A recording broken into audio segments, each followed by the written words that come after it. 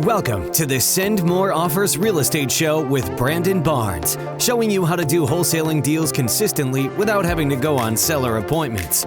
Learn the key tips and strategies that Brandon's students use to find deeply discounted properties that are pennies on the dollar, all while avoiding wear and tear on their vehicle, body, and freedom. Whether you're looking for your first deal or your next deal, it's time to send more offers with your host, Brandon Barnes. Welcome to the Send More Offers Real Estate Show with your host, Brandon Barnes. Guys, today I have something super exciting. I'm going to bring to you today the Deal Diaries section of the podcast. If you're a loyal listener, you know that we typically break down a deal with anybody that I interview towards the end of the interview.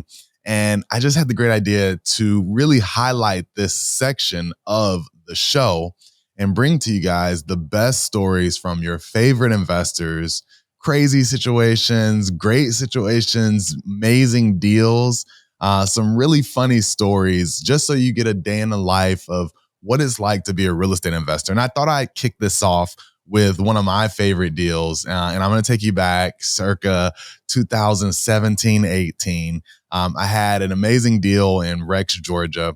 Went to the property. It was a tyrant landlord, and he had some tenants that he was evicting. We went over there. I actually brought some guys, some contractors to help clean out the property, help them remove the items from the house because the people just abandoned it.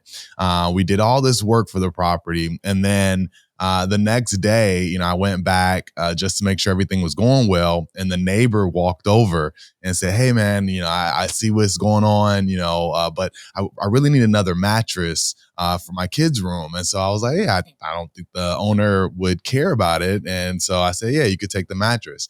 So then the next day I get a call from the seller, and he's like, "Wait, what happened to my mattress?" And I'm like, "How do you even know about this mattress that's gone with everything else that's out in the street on the front curb?"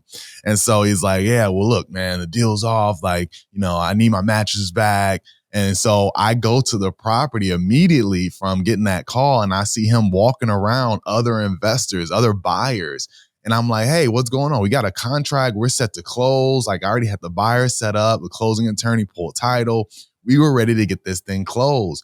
And so I go into problem solving mode, and I'm like, "Man, all right, how can I find another mattress to replace?"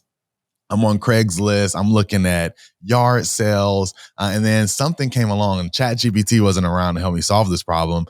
Something said that sometimes hotels actually have extra mattresses. So I ride up the highway, one exit up, and I asked the first hotel I see off the side of the highway, and they say, "Yeah, we might actually have some in the back by the dump."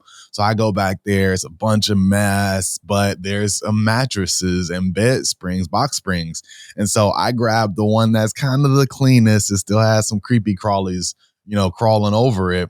And I haul it and put it on top of my '07 Toyota Avalon with some loose rope. And I'm literally driving down the highway, one exit up, slow as I can, holding on to this thing on the top of the hood to get it back to the house, drag it into the yard and into the bedroom, and place the mattress back. And I'm just hoping that he shows up the next day to closing. We're scheduled for 11 a.m. I go in on time, even though he's bluffing and saying the deal's off, I'm moving on.